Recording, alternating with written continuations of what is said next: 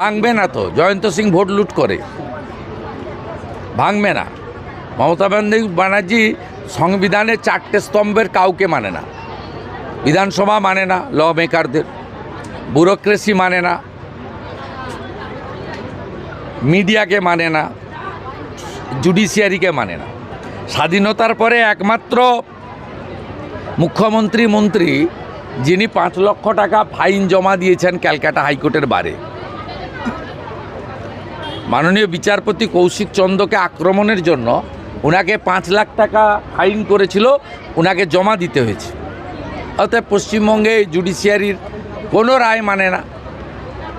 তৃণমূলের একজন লিগ্যাল সেলের লয়ার প্রেসিডেন্সি জেলে আছে, আজকে 3 দিন হলো। হাইকোর্টে তাকে কোর্ট অবমাননায় জেলে পাঠিয়ে দিয়েছে। তা হাইকোর্ট যদি মুখ্য সচিব আর ওই পুলিশ কমিশনার আর কামারহাটির চেয়ারম্যানকে জেলে ঢোকায়, জব্দ হয়ে যাবে।